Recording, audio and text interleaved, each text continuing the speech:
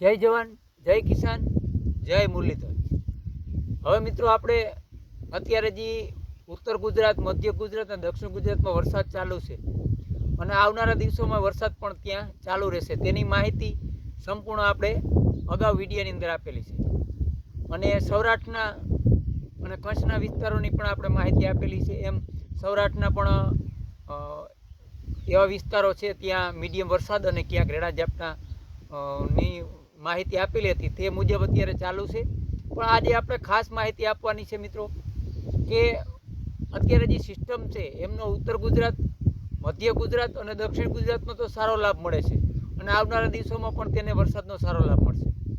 પણ આજે સૌરાષ્ટ્રના વિસ્તાર અને કચ્છના વિસ્તાર, જેમાં ખાસ કરીને પશ્ચિમ સૌરાષ્ટ્ર અને કચ્છનો ઘણો વિસ્તાર છે કે તેમાં અવાર 2026ના ચોમાસામાં સારા વરસાદ અને ક્યાંક સંતોષ થાય તેવો વરસાદ હજી પણ ક્યાંય આપણે જોવા નથી મળ્યો। તો એના વિશે પણ માહિતી આપશું, આગ્રતા ઈંધણ તરીકે પણ આપણે વિડીયોની અંદર માહિતી આપશું। પણ જે અત્યારે આ સિસ્ટમનો લાભ મળે છે ઉત્તર ગુજરાત, મધ્ય ગુજરાત, દક્ષિણ ગુજરાત, એમાં સૌરાષ્ટ્રના ખાસ કરી અને સુરેન્દ્રનગર, મોરબી, હળવદ અને બોટાદ અને ભાવનગર તે વિસ્તારોની અંદર પણ મીડિયમથી સારો વરસાદ થાય તેવી શક્યતા છે મિત્રો।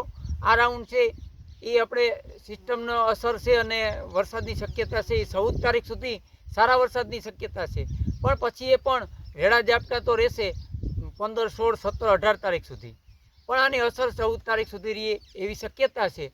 પણ ખાસ મિત્રો કે સૌરાષ્ટ્રના જે પશ્ચિમ સૌરાષ્ટ્રની વાત કરીએ ને મધ્ય સૌરાષ્ટ્રની વાત કરીએ તો ઓલ સૌરાષ્ટ્રની વાત કરીએ મિત્રો તો આજે 11 તારીખ છે।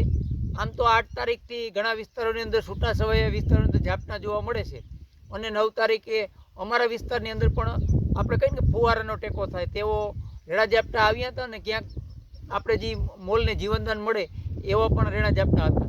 પણ હવે આજે 11 તારીખ છે, 11 તારીખથી ઘણા વિસ્તારોમાં રેડા ઝાપટા અને ક્યાંક ક્યાંક ટેકો થાય એવા ઝાપટા અને ક્યાંક મીડિયમ વરસાદ થાય તેવી શક્યતા છે સૌરાષ્ટ્રના તમામ વિસ્તારોની અંદર।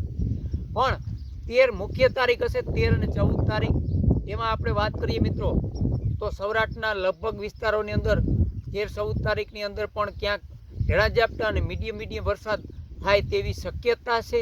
હવે વરસાદ થાય એવા વિસ્તારો ઓછા હશે પણ તમામ વિસ્તારોની અંદર વધઘટ પ્રમાણે રેડા ઝાપટા અને ક્યાંક ને ક્યાંક મોલને જીવનદાન મળે તેવા વરસાદની શક્યતા છે મિત્રો। તો કચ્છની વાત કરીએ મિત્રો તો કચ્છનો નલિયાથી માંડી અને રાપર સુધીનો જે દરિયાકાંઠો છે તેમાં અને ખાડી વિસ્તાર તેમાં પણ 13, 14 તારીખે વિસ્તારોની અંદર રેડા ઝાપટા વધારે લાભ મળે તેવી શક્યતા છે। પણ શરૂઆત તો આપણે કહીએ કે 8 તારીખથી થઈ ગઈ, એમ જેમ દિવસો પસાર કરશે વિસ્તારોમાં ફેરફાર જોવા મળશે। આગળ આપણે માહિતી આપેલી હતી, પણ આવનારા દિવસોની અંદર મિત્રો અત્યારે આપણે 18, 19 તારીખ સુધી કહીએ તો રેડા ઝાપટાથી જ સંતોષ માનવો પડે એમ છે, કોઈ મોટો વરસાદ થાય તેવી શક્યતા નથી। આગળ આપણે વિડીયોની અંદર તમામ માહિતી આપેલી છે ઓગસ્ટના એન્ડમાં સપ્ટેમ્બર વિશે, પણ જેમ આપણે નજીક જાશું તેમ તમને સારું તારણ અને સારી માહિતી આપવાનો પ્રયત્ન અને કોશિશ કરશું મિત્રો। આશા રાખું છું કે આપણી જે આ માહિતી છે એ જેટલી બને એટલી તમે શેર કરજો, જેથી કરતાં આપણા ખેડૂત ભાઈઓને ક્યાંક ને ક્યાંક આ માહિતી કામ આવી શકે। હવે વિડીયોને પૂરો કરી જય જવાન, જય કિસાન, જય મુરલીધર।